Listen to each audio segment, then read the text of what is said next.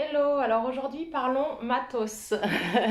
Parlons du matériel de yoga qu'on va bien souvent utiliser dans nos pratiques, nos expérimentations et des alternatives que vous pouvez avoir. Voilà, de voir comment on peut bricoler au début quand on n'a pas forcément un équipement spécifique yoga ou au début ou pas, hein, si on trouve des solutions qui nous vont bien sans avoir besoin de consommer. Faisons-le dans l'ordre chronologique dans lequel on va les utiliser dans une pratique en général. Souvent, j'aime bien commencer les pratiques, enfin j'aime bien, c'est intéressant, de commencer les pratiques avec les balles de tennis pour venir commencer à travailler, vous savez, la tonicité réflexe de la jambe, masser le dessous du pied et puis venir reformer l'arche du pied. Ah, je suis pas dans l'angle, je m'étais rapprochée. Bon, voilà, je ne vais pas rentrer dans le détail aujourd'hui, mais voilà, la balle de tennis. Par quoi on peut la remplacer? Donc, en plus, il y a différentes, ce qui va être intéressant de prendre en considération, c'est qu'il y a différentes duretés de balles. Selon, voilà, il y a les balles enfants qui sont beaucoup plus molles. Donc, si une balle de tennis adulte, entre guillemets, est trop rigide pour vous, ça vous fait mal, voilà, il y a l'option de prendre des balles de tennis enfants qui vont être beaucoup plus molles. Il y a des balles aussi spécifiques en caoutchouc à picot. Voilà, il y a plein de choses, hein. Il suffit de regarder sur internet ou en magasin. Après, il faut prendre en considération qu'aussi elles vont s'assouplir entre guillemets avec le temps, vos balles de tennis. Donc voilà, balles de tennis, c'est bien d'en avoir deux, comme ça, idéalement. Comme ça permet de venir travailler même les deux pieds, de venir faire des choses aussi après en termes de s'allonger dessus ou se mettre contre un mur et puis amener du poids, ça va être vraiment intéressant. Donc, balle de tennis, alternative, une paire de chaussettes roulées, des chaussettes relativement conséquentes ou des gants. J'ai déjà fait avec des gants aussi. Ça marche. Ça marche. Tac, voilà, voilà, trouver des alternatives. Moi, je sais que ça peut le faire. Il faut trouver les chaussettes qui vont bien, quoi. La balle de tennis. Ensuite, le support à pied. Donc, le support à pied, j'ai pas d'exemplaire ici à vous démontrer, mais je vous remettrai le lien en description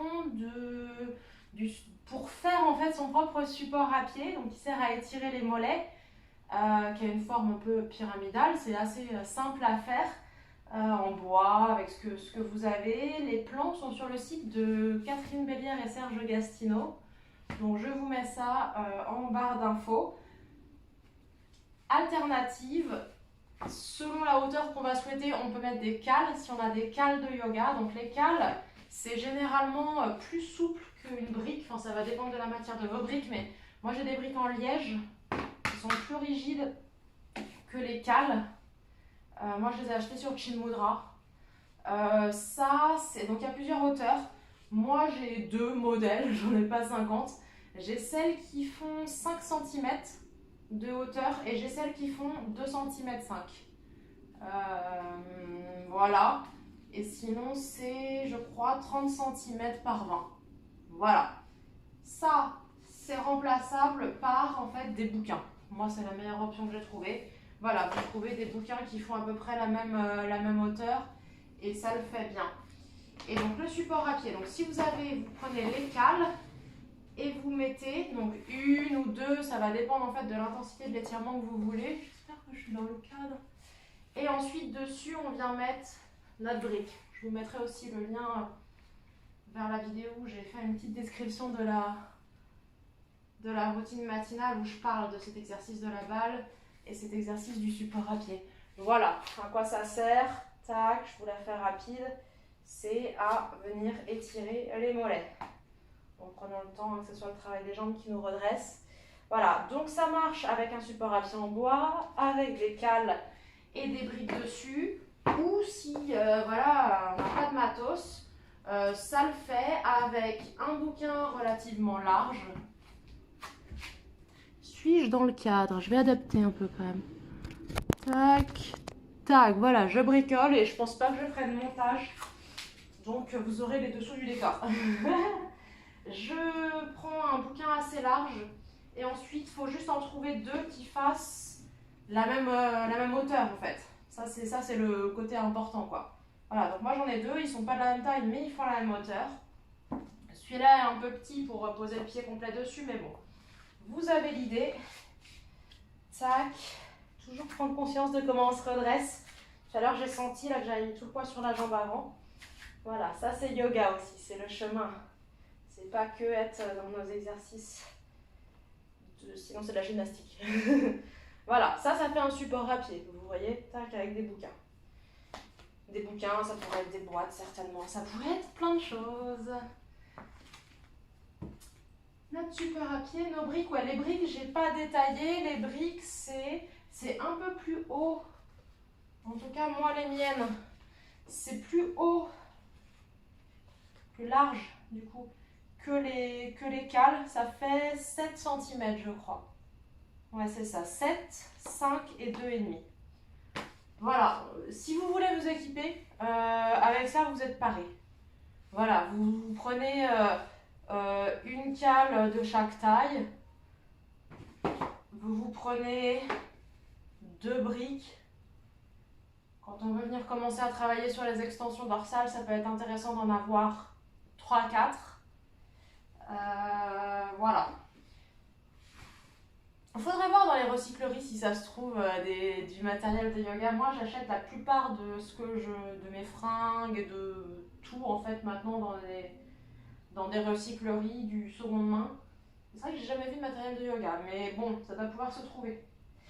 Donc voilà, en termes de cales et briques, c'est ça quoi. Deux briques, 2 cales ou des variantes. Ce qui va être vraiment sympa, ça va être une frite de piscine. Vous la coupez, vous voyez 20-30 cm, ça c'est celle que j'ai récupérée en stage justement avec Kat Bellière et Serge Gastino qui nous ont fait gracieusement cadeau. Voilà, vous la coupez en deux, votre frite de piscine. Et en fait, c'est vraiment sympa ça pour sentir l'antéversion du bassin. Pour vous allonger sur le dos et venir soulever les fesses et la caler après. Donc il y a plusieurs façons de la caler, hein, soit sur la tranche. Il faut juste trouver le bon endroit pour sentir que c'est au niveau du sacrum, c'est juste au-dessus du sillon interfessier. Et on veut sentir que ça nous aide à laisser basculer les hanches vers l'avant. Si vous ne sentez pas vos hanches qui basculent vers l'avant, c'est que vous n'êtes pas exactement au bon endroit. Mais ça permet vraiment de bien sentir cette histoire-là d'antéversion du bassin, d'accompagner. Donc moi j'aime bien le poser comme ça, mais je sais qu'on peut le poser comme ça aussi. Kat disait ça. Tac. Voilà, ça c'est sympa. Donc là, bon, c'est pas indispensable parce qu'en soi, on peut facilement le remplacer par une couverture, voilà, roulée en boudin. Donc ça c'est quand même intéressant, voilà, d'avoir un petit support qui va nous aider à placer l'antéversion. Tac, tac. J'amène un peu de structure dans mes explications autant que possible.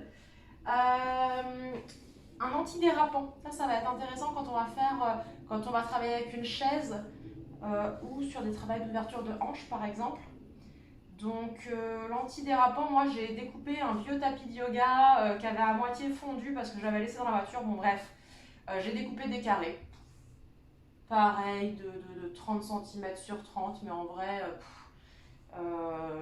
bon, vous vous rendrez bien compte à la pratique de la taille dont vous avez à peu près besoin. Surtout que je crois que sur le site, hein, encore une fois, de Kat et Serge, c'est détaillé. Il y a plein d'infos. Il y a plein d'infos sur leur site de toute façon. Moi, je partage ici. J'ai décidé de commencer à partager sur YouTube parce que je vois tellement passer de choses, de pratiques qui sont tellement différentes de ce que moi je pratique et que j'ai découvert avec eux, hein, clairement, avec Kat et Serge. Et qui m'a vraiment changé complètement ma pratique du yoga, ma lecture, mon approche, les bénéfices pour mon corps, enfin le jour et la nuit.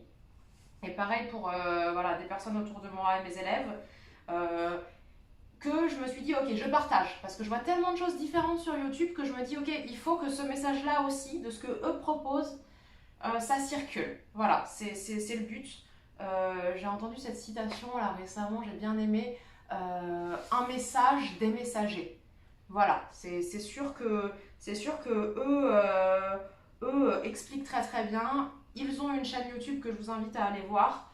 Mais je pense que plus on sera de messagers en fait à transmettre les messages qu'ils partagent et ce que Dominique Martin aussi, qui est l'ostéopathe avec qui ils ont beaucoup expérimenté les messages que Dominique Martin défend, qui sont voilà, autour de l'antéversion du bassin,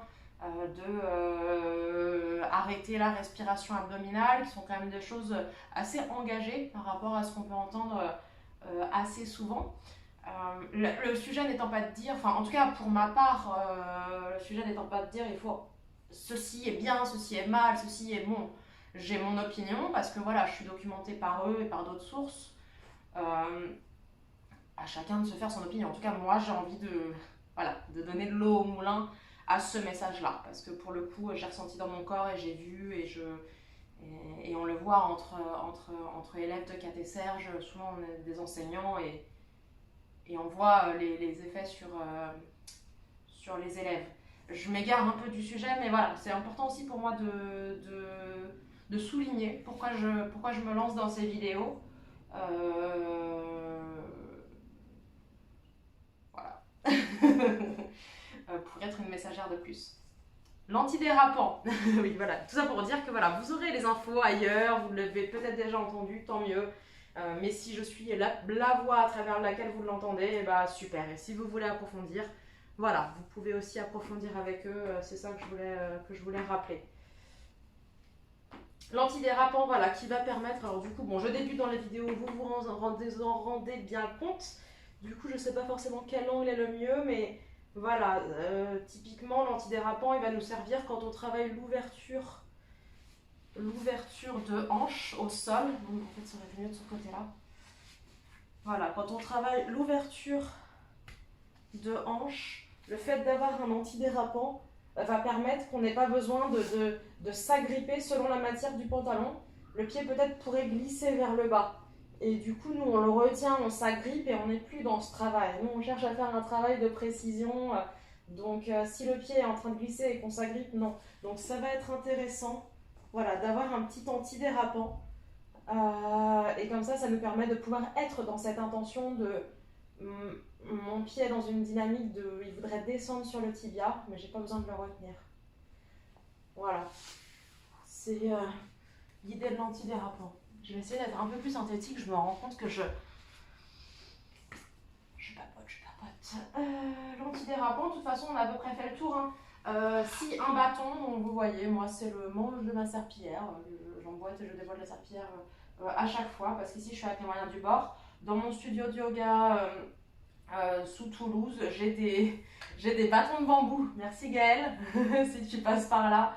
Voilà, j'ai un élève qui m'a fourni 10 bâtons de bambou, voilà, relativement droits, qui font bien le boulot. Voilà, le bâton qui va être extrêmement intéressant pour prendre conscience voilà, de notre verticalité, pour amener un travail d'étirement des quadriceps, des bras, de la poitrine. Voilà, notamment quand on est en extension dorsale ou qu'on est allongé sur le dos, tout simplement. Voilà, ça c'est un travail qui est extrêmement intéressant. Voilà. Ça marche aussi avec une sangle. Donc voilà, ça m'amène au sujet de la sangle. Sangle qui pourrait aussi être un foulard, une ceinture de judo.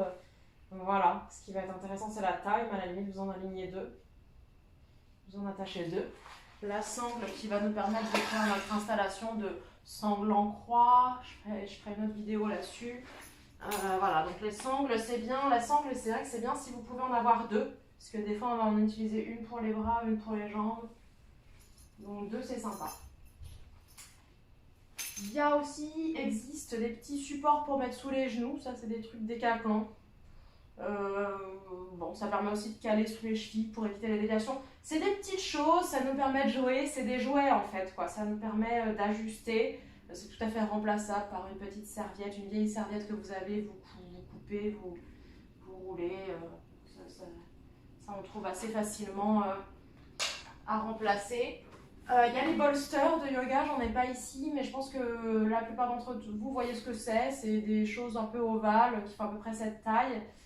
Moi, je le remplace assez facilement, voilà, par un tapis de yoga roulé, voire deux, pour faire pareil des choses intéressantes en termes d'extension dorsale. Voilà, dans ce sens-là, dans l'autre sens. Donc c'est pas mal si vous pouvez avoir un tapis en rab sous la main. Quoi d'autre? Après il y a le baleineau que j'ai pas ici, donc voilà, je pourrais pas vous montrer. Mais là pour le coup, en plus, vraiment, Kat et Serge vous en parleront mieux que moi, ou peut-être aussi d'autres personnes. C'est quelque chose, j'expérimente moi seulement avec le baleineau, qui est en fait, ça s'appelle un baleineau parce que c'est une forme de baleine, qui est pareil, qui va nous permettre de faire de l'extension, d'aller travailler l'extension dorsale. Alors c'est un régal, c'est vraiment bon, c'est à la fois une torture au début et un régal, et ça a une forme, voilà, convexe sur le dessus. Ça, moi j'expérimente depuis que j'étais en stage avec eux l'été dernier, donc je ne considère pas encore que je suis assez familière avec le baleineau pour l'enseigner, vraiment. En cours particulier, on expérimente avec des élèves, mais c'est pas quelque chose que j'utilise de façon très régulière, notamment en cours de groupe, ou voilà, je préfère encore expérimenter de mon côté, bien sentir les sensations, comment ça peut être adapté à chaque personne, avant de trop en parler, et encore plus sur YouTube. Voilà. On a fait le tour, voilà. Donc c'est vraiment bien si vous pouvez vous faire un petit kit, avoir dans un sac avec vous, prêt, quand vous vous dites allez, je vais faire ma petite pratique, du jour, ou vous vous apprêtez à regarder une vidéo. Voilà, si vous pouvez avoir 2 briques ou équivalent, 2 cales, peut-être un support à pied si vous êtes motivé à fabriquer le vôtre, 1 ou 2 balles, un antidérapant, une petite couverture, éventuellement un extra matelas et une sangle.